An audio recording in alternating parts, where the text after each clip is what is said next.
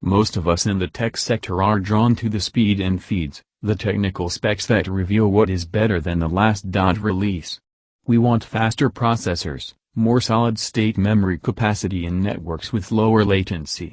Yet, there are often Herculean jumps forward in technology that do more than just add a bit more capacity or speed. That's the case with 5G wireless. Both AT&T and Verizon have announced limited trials for the faster cellular data connection, which will likely debut by 2020. It's important for IT leaders to know about, especially for planning and strategy purposes, but it's also easy to miss the fact that 5G wireless, according to the technical experts, is more than a speed boost. 1. It's much more than a speed boost. You may have already seen that 5G will be 100x faster than 4G. That could mean real-world speeds of about 4 Gbps or more. There's a reason it's called fiber without the fiber. Most of the speed increases are due to how the carriers will be adding more wireless channels, using millimeter wave technology, which means the signal has to travel shorter distances, installing small cells that dramatically increase the coverage map, and pumping up the wired backhaul locations, according to Hank Kafka, the VP of Network Architecture at AT&T. Kafka made the point that IT leaders should view 5G as more than a speed increase. In fact, it is mostly related to making sure the networks can handle a massive increase in the number of devices. The Internet of Things will usher in a new age of connected devices. Everything from the security system at the office to the radio in your car already connect. By 2020, the number of added devices will take a dramatic jump as objects that were never on the network, say, clothing, sporting goods equipment, bridges, and even your body, come online. As the IT revolution gets underway, 5G networks will be able to handle the hundreds of millions of devices and sensors that will join the network, says Roger Entner, the founder of Recon Analytics and an expert on 5G wireless networks. 2. There will be brand new architectures.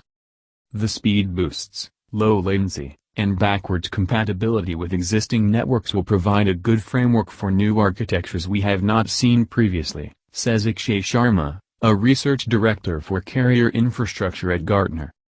5G wireless will add new architectures like Cloud RAN, Radio Access Network, where localized nano data centers will occur supporting server-based networking functions like industrial IoT gateways, video caching and transcoding at the edge for Ultra HD video, and newer mesh-like topologies supported with more distributed head nets, heterogeneous networks, he says. 5G will lead to a dramatic increase in cell sites, which due to the higher frequency a lot of them will have significantly shorter range, and demand for backhaul, says Entner. At this time, we don't know yet what technology will be used to transmit the data over the air. One camp says we need a new technology, another says we are fine with what we have. 3. The trials are already underway. Apart from the AT&T and Verizon testbeds, many companies have announced trials in the 5G wireless space, including Alcatel-Lucent, Ericsson, Fujitsu, NEC, Nokia and Samsung. Sharma says there are many key players to keep an eye on.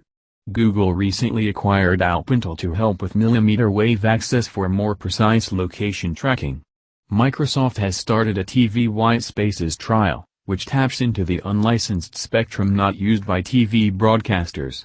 And Facebook has created the Open Compute Initiative as part of Internet.org to build wireless networks for developing countries and provide access. 4. Wi-Fi won't be going anytime soon. Kafka mentioned how it might seem like Wi-Fi technology will not be as important over the next few years as 5G becomes available. That's a mistake, he says, because both networks will continue to coexist, and Wi-Fi technology will also evolve rapidly. As Entner points out, the main impetus for 5G is not related to the corporate use of Wi-Fi in a building but to the escalating number of devices that will connect over the next 3 to 4 years. 5G is important as we are beginning to outgrow the current network design top to bottom, says Entner. We need faster speeds and more devices on the network than we expected 10 years ago, and we need to solve with a new approach rather than duct tape and spit. It will help businesses to connect more wireless devices with faster speeds and lower latencies. 5. It will come online overseas before the US. Sharma says that NTT Docomo has also announced trials in Japan, and Indner says that South Korea will likely have 5G running in time for the Winter Olympics in 2018. That's not necessarily a disadvantage for the US because the enterprise will be able to see how those launches transpire, how users respond, monitor which devices become available to support the new standard, and be mindful of any infrastructure glitches.